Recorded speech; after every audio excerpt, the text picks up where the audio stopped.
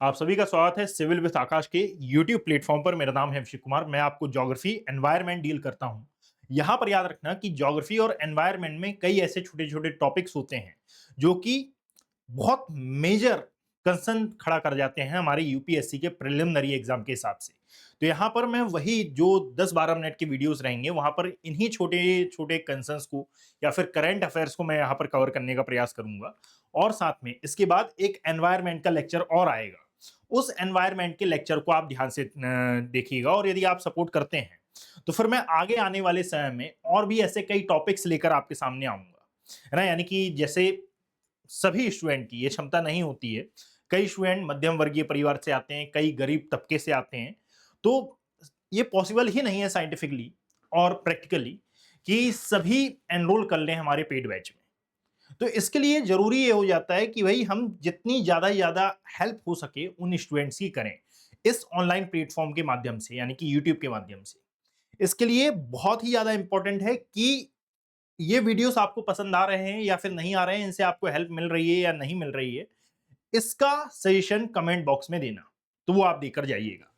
याद रखना कि जब आप यूपीएससी के प्रिलिमिनरी एग्जाम के प्रीवियस ईयर क्वेश्चंस को उठाते हैं, यानी कि पीवाईक्यू को उठाते हैं, तो पीवाईक्यू में आपको कुछ क्वेश्चंस गल्फ और साथ में बे से देखने के लिए मिलेंगे। यदि हिंदी की हम बात करें तो हिंदी मीडियम में किसी प्रकार का कोई कंसर्न नहीं है, क्योंकि इन दोनों के लिए एक वर्ड होता है बाय द नेम ऑफ खाड़ी, इनको कहा जाता है।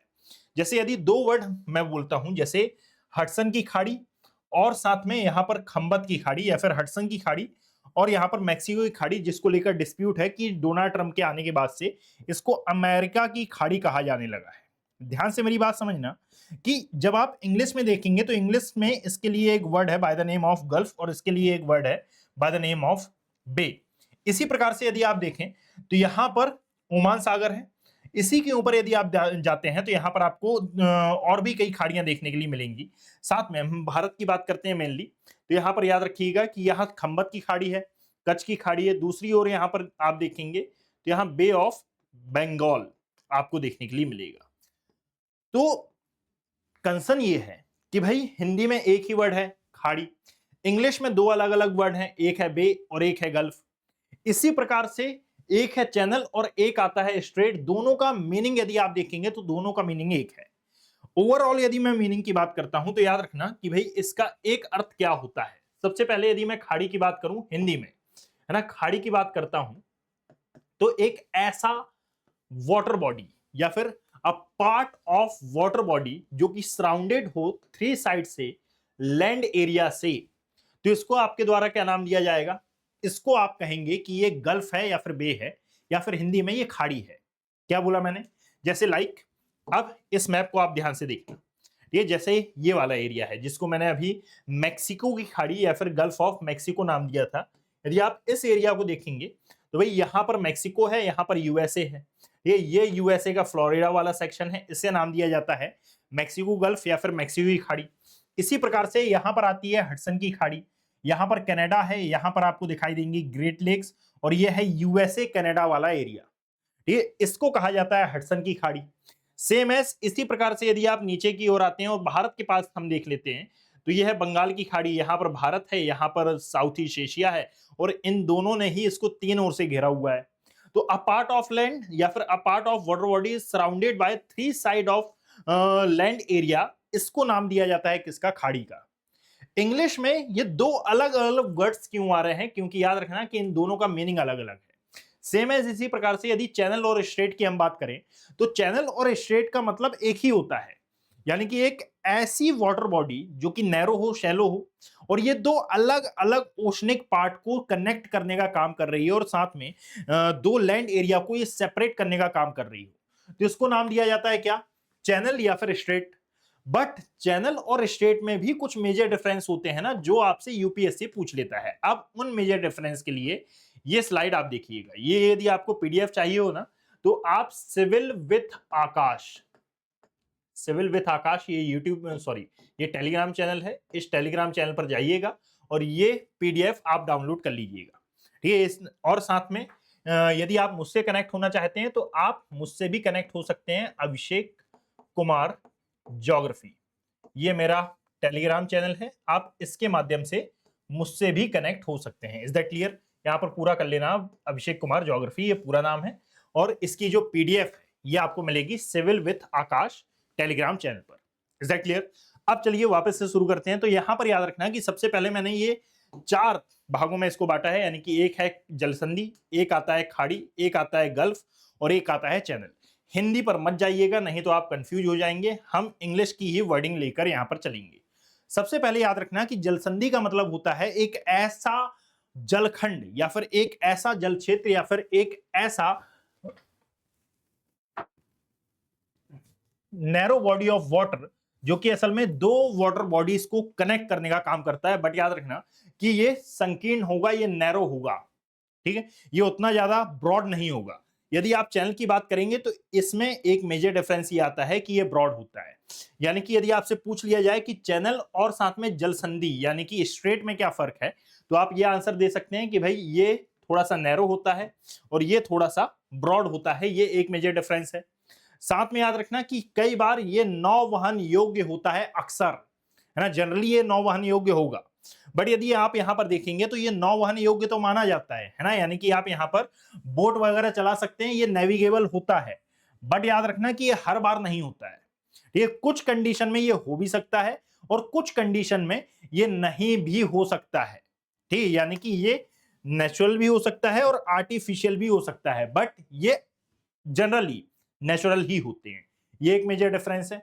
अब यहां पर मैंने कुछ स्ट्रेट्स के बारे में और साथ में कुछ चैनल्स के बारे में मैंने बता रखा है। इसको भी आप एक बार डिफाइन करिएगा, इसको भी आप एक बार पढ़िएगा। जैसे इनकी लोकेशन एक बार मैं बताना चाहूंगा कि ये जो इंग्लिश चैनल है जिसके बारे में मैंने यहाँ पर लिखा है कि इंग्लिश चैनल है, साथ में स्ट्रेट ऑफ जिब्राल्टर है, तो इन सभी के लोकेशन मैं आपको बताता हूँ। देखिएगा जस्ट अ सेकेंड। यदि आप देखें तो ये है वर्ल्ड मैप, कहाँ गया, ये है वर्ल्ड मैप, और वर्ल्ड मैप में ये वाला जो सेक्शन आपको नजर आ रहा है इसको नाम दिया जाता है स्ट्रेट ऑफ जिब्राल्टर। और ये जो जिब्राल्टर जल संधि है ये या फिर जिब्राल्टर स्ट्रेट है, याद रखना कि ये नॉर्थ अटलांटिक ओशन को इस मेडिटेरेनियन सी से कनेक्ट करने का कार्य करती है। साथ में इसी प्रकार से यहां पर आपको दिखाई देता है पाक स्ट्रेट वाला एरिया, और ये पाक स्ट्रेट इंडिया के ही नीचे है। एटलस में जाइएगा, मार्क करिएगा। एक और इंपॉर्टेंट, बहुत इंपॉर्टेंट स्ट्रेट है, इसको नाम दिया जाता है मलक्का। क्या नाम दिया जाता है इसे? मलक्का स्ट्रेट या फिर मलक्का स्ट्रेट। ये भी आपकी ये साउथ ईस्ट एशिया में आपको देखने के लिए मिलेगी। Is that clear? इसके बाद वर्ल्ड के अलग अलग एरिया में ऐसी कई और स्ट्रेट्स हैं, और इसी प्रकार से वर्ल्ड के अलग अलग एरिया में आपको कई प्रकार के चैनल भी देखने के लिए मिलेंगे। जैसे कि इंग्लिश चैनल यदि आप देखें तो ये है भाई यूके वाला सेक्शन, यूनाइटेड किंगडम। इसी के नीचे आता है फ्रांस वाला एरिया, और इन दोनों के बीच में बिल्कुल सेंटर ऑफ पॉइंट पर जो नैरो जो ब्रॉड एरिया है ना, इसको नाम दिया जाता है इंग्लिश चैनल का। ये यहाँ पर नॉर्थ सी आएगा। एटलस में जाइएगा, जो यूके वाला एरिया मिल रहा है आपको, इन दोनों के बीच वाला जो सेक्शन है इसे नाम दिया जाता है इंग्लिश चैनल। कहाँ मिलेगा? तो जब आप वर्ल्ड मैप देखेंगे तो वर्ल्ड मैप में कुछ इस प्रकार से ये बना होगा हमारा अफ्रीका कॉन्टिनेंट। अफ्रीका कॉन्टिनेंट के जब आप ऊपर आएंगे तो ये तो आ गया हमारा अरेबियन पेनिनसुला। यहाँ पर आता है ग्रीस, दैट इज इटली ना, Portugal, Spain, Denmark, Norway, Sweden and Finland वाला एरिया। तो यहाँ पर आता है फ्रांस, और इसके ऊपर आता है दैट इज इंग्लैंड, और साथ में उसके बाजू में आयरलैंड। तो इसको नाम दिया जाता है यूके। यहाँ पर यदि आप देखेंगे ये वाला एरिया, तो यहाँ आपको प्रेजेंट देखने के लिए मिलेगा इंग्लिश चैनल वाला सीट। क्लियर? तो यहां पर आप इसको जाकर मार्क करिएगा। इसके बाद हम आते हैं 2 और वोकैब्बर, एक है बे और दूसरा आता है गल्फ। तो सबसे पहले याद रखना कि गल्फ किसी ना किसी महासागर का हिस्सा हो सकता है, सेम एज ये भी किसी ना किसी सागर, महासागर यानी कि ओशनिक पार्ट या फिर सी पार्ट, किसी का भी ये पार्ट हो सकता है, कोई जरूरी नहीं है। यानी कि एंड ऑफ द डे जैसे हमारे यहाँ जो गल्फ ऑफ खंबत है ये अरेबियन सी का पार्ट है, ठीक है। इसी प्रकार से यदि अरेबियन सी के आप आगे बढ़ते हो, है ना, तो दूसरी ओर बे ऑफ बंगाल है, और bay of Bengal actually Indian ocean का पार्ट मानी जाती है या फिर इंडियन ओशन का ही एक्सटेंशन मानी जाती है। तो आप याद रखना कि दोनों ही असल में किसी ना किसी ओशनिक पार्ट के या फिर सी पार्ट के ये एक्सटेंशन होते हैं। बट मेजर डिफरेंसेस कि भाई, और साथ में दूसरी बात कि ये दोनों ही 3 ओर से सराउंडेड होते हैं, कैसे? लैंड एरिया से। बट दूसरी बात यह है कि जो गल्फ होगा ये सराउंडेड होगा तो लैंड एरिया से, बट उतना ज्यादा क्लैरिफाई आपको देखने के लिए नहीं मिलेगा ये, ठीक है। बट जो बे है ये बिल्कुल सराउंडेड आपको देखने के लिए मिलेगी। और यदि ये समझ में ना आ रहा हो तो एटलस ओपन करना, वहां पर गल्फ ऑफ खंबत वाला जो रीजन है उसको एक बार देख लीजिएगा। Is that clear?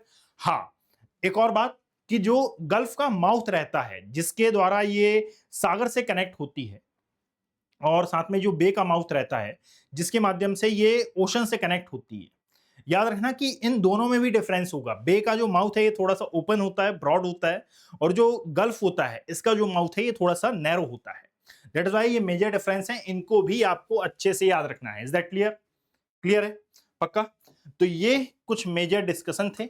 अब यहां पर ये देखो, ये है बे वाला एरिया, जैसा कि मैंने आपको बोला था कि इसका जो माउथ है ये थोड़ा सा बड़ा रहेगा, ये माउथ आप देख सकते हैं, और ये जो मैक्सिको की खाड़ी है इसका भी माउथ कुछ बड़ा रहेगा। इसके अलावा मैंने यहाँ पर वे स्ट्रेट्स बताई हैं जो कि जियोपॉलिटिकली बहुत ज्यादा डिस्कस में रहती हैं, बहुत ज्यादा चर्चा में रहती हैं, और इनके जियोपॉलिटिकली डिस्कस में होने का मेन रीजन है कि भाई या तो यहाँ पर दो देशों का आपस में डिस्प्यूट है, या फिर किसी ना किसी कारण से ये अक्सर न्यूज की हेडलाइन बनी होती हैं, और इनके बारे में आप पढ़ते रहते हैं। ये चार हैं, मैंने केवल केवल चार के बारे में बताया है, बट वर्ल्ड में ऐसी और भी कई स्टेट्स हैं। आप मुझे सजेस्ट भी कर सकते हैं कि यदि आपको किसी स्पेसिफिक टॉपिक पर वीडियो चाहिए हो तो आप मुझे कमेंट सेक्शन में बता भी सकते हैं। Thank you, have a great day.